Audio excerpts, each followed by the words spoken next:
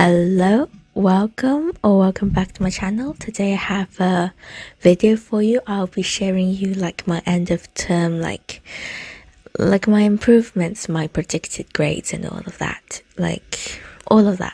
and I was even thinking about doing this as a series. So basically every term I'll do a little catch up, what has went well, what hasn't, have I found anything new, what are my predicted grades this term, and I think that'll be really fun. Now before I start, I just need to tell you that our school has this grading system where I guess you can say we have A, B, C, and I'll tell you what they mean. So A, B, C, these three letters are before my grades, from 1 to 9, and A basically means I as a teacher I personally think you're absolutely gonna get this grade. B means as a teacher I think you're probably gonna get this grade, not gonna be 100% sure. And a C means you might get this grade, but you might not get this grade. So those are what those means. So now I'm just going to go through my target grades and then my predicted grades for this autumn term. Okay, let's go. Alright, so starting first, I just need to warn you that most of my target grades are going to be a 4 because I didn't do the, what's it called, the key stage 2, I guess entrance exam. So most of my target grades are going to be a 4. Now to begin with, my English literature and English language target grades are both a 4, and we hadn't done language yet, so we don't get a target grade for that yet, but we have done literature, so I got a target grade, and I got a 6C, which is yay. So a 4 target grade, a 6C predicted grade. I'm happy with it because I'm not born here. I don't have all of those extravagant words to say to express something. Maybe I might just say someone's happy and all of that stuff, the basic vocabulary. So I think that's one point I need to improve on for my literature skills. But also personally I think I don't know how to I don't know how to study English literature, and think that is a problem. So please tell me in the comments what should I do, and give me some advice, please, I beg you. And now moving right along, I'm just gonna read it off my how it's on my list. Next I got maths. My target grade is a grade 4 again, because I didn't do the key stage 2 something, I don't remember what it's called, but anyways, and my teacher gave me my predicted grade, and I'm extremely happy about that. I got a 9A, which is oh my god, I'm so happy. A 9A, I think that's the highest you can get. You're gonna get grade 9 and you're 100% gonna get that. So I am so happy for that. Okay, now for the sciences, I chose triple science, so I got biology, chemistry, physics, these 3 subjects, and for all of them my target grade is a 6. Now for biology, I got predicted an 8A, so I'm actually quite happy about that. An 8A, it's actually pretty good. And now for chemistry, I got predicted a 7C. For that one test we did, I got a grade 8, so I don't think that miss has completely know what are my potentials, all of those things, I guess you would call them, yeah. And then for physics, I got predicted a 7B. Now these grades always go below than what you scored in the test, so that's probably why. Yeah, so those are the sciences. Like, I think every like predicted grade is like a grade lower than what you scored in your like test, so I think that's why. And then moving right along, I chose Spanish as my modern language. Spanish, I got my target grade is a 7, and I'm like, really, a 7? And I was really like shocked. And my predicted grade was a 7A. Well, because I don't really know, like, we did the writing piece, so Miss was like, my teacher was like, okay, you aced the grade 7 next, like, writing lesson. I'm going to teach you how to score a grade 8, so let's go.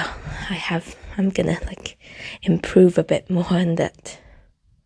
So yeah, for Spanish, I think it's sort of a hard subject. Like, for any like languages, it's always a hard subject because you have reading, listening, writing, and speaking. Personally, I'm not too worried about I'm mostly worried about listening, because if you've like learned a language before, you know that sometimes when you listen, it's like hard. It's like, when you see the transcript, it's like, oh my God, I know every word of it. But when it's like said to you, I feel like I'm just gonna blank out. I'm just gonna forget everything that I have been taught. And yeah, so I need to improve on my listening skills. A way that I do that is kind of strange. I do Peppa Pig.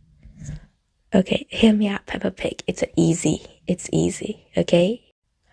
Peppa Pig is like an easy way to like hear and like learn a few like vocabulary on the way, and that's basically how I learned my English when I was young. But it's not really gonna work for me right now, like, because I'm like older.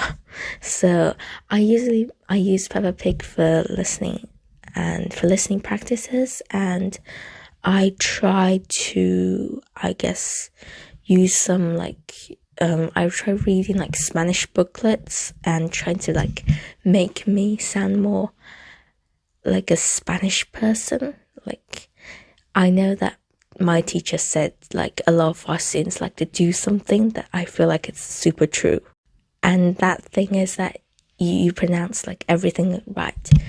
You don't pronounce the H's and all of that, but you still sound like English. Like, you say, hola, ¿cómo estás?